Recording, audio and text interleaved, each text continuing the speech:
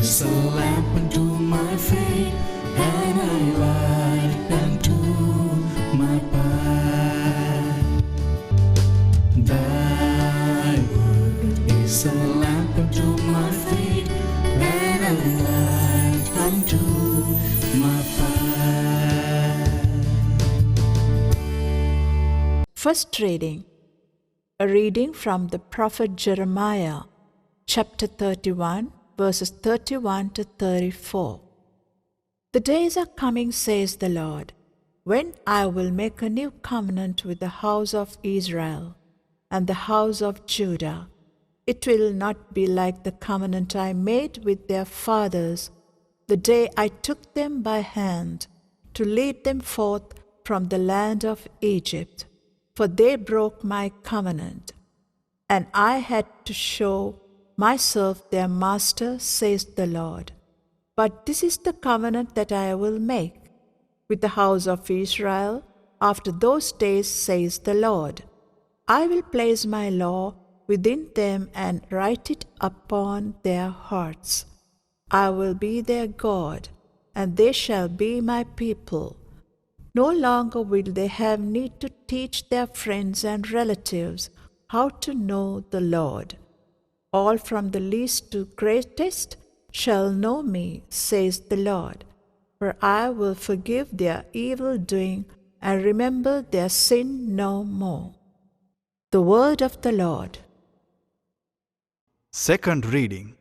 A reading from the letter of Hebrews, chapter 5, verse 7 to 9. In the days when Christ Jesus was in the flesh, he offered prayers and supplications with loud cries and tears to the one who was able to save him from death.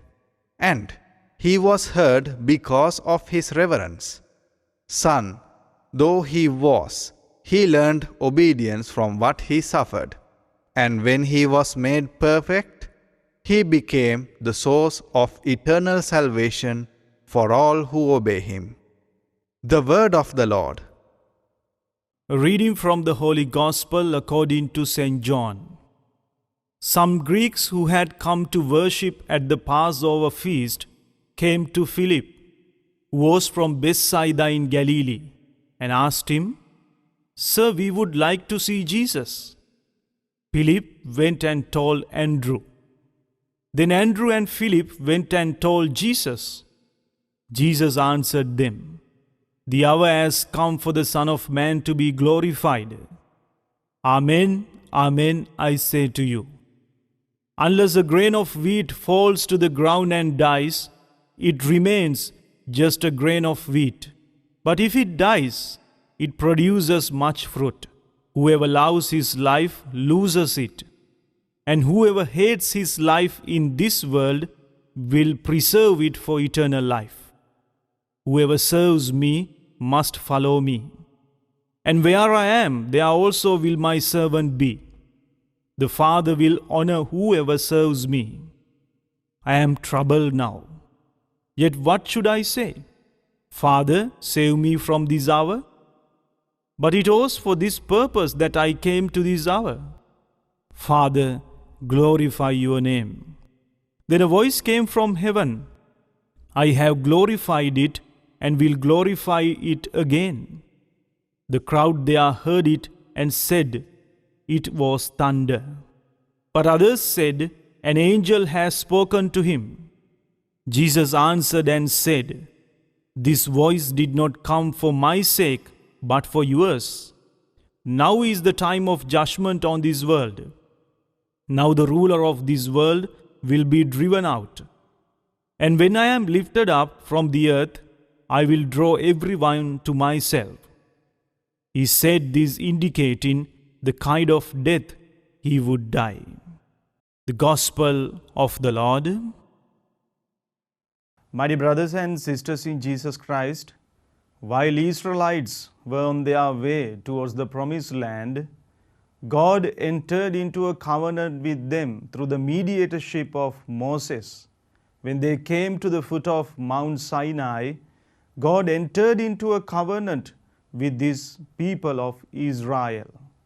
And God asked Moses to seal this covenant with the blood of the cattle, and having sealed this covenant with the blood of the cattle, Moses sprinkled the blood of the cattle over the heads of Israelites. And the Israelites, all of them said, we are going to follow the ordinances of God. And that is the covenant to which they entered at the foot of Mount Sinai. My dear brothers and sisters in Jesus Christ, but unfortunately, after entering into this covenant, they began to break this covenant in no time.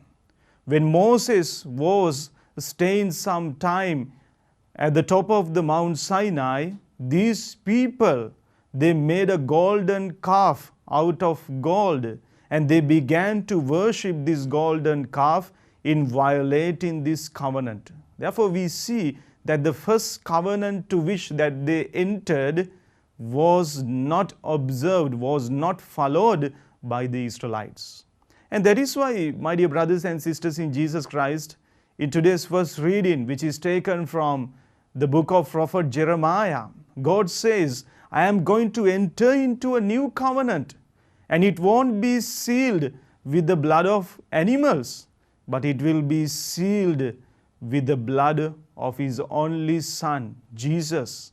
And no one needs to teach others what is contained in this covenant. No one wants to teach others the ordinances of God, because this law, this covenant will be written in the hearts of people. My dear brothers and sisters in Jesus Christ, as we see in today's gospel, Jesus, as a true man and as a true God, He foresaw the agony that He will have to undergo in order to enter into this new covenant. Therefore, as a true man, He wanted His Father to take away this chalice away from Him. But He says, it is not my will, but it is your will, because I have come to this hour in order to glorify you. Therefore, Jesus gave His consent to enter into this covenant.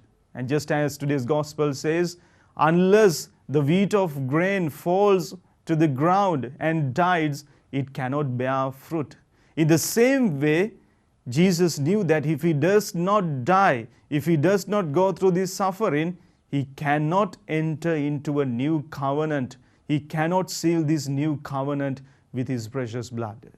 My dear brothers and sisters in Jesus Christ, thanks to Jesus, God entered into a new covenant. God sealed a new covenant with His people through the precious blood of Jesus. And we have to remember that we are people of this new covenant.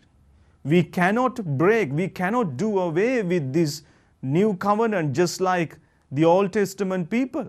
They said yes to the Lord, and they said we will follow all the ordinances of God, but they broke the laws of God in no time. But we are people of this new covenant. We were saved from the precious blood of Jesus. Therefore, let us say to the Lord, Lord, I am going to be faithful to this covenant. I am going to follow your ordinances because you entered into this covenant through the precious blood of Jesus, your only Son. Amen.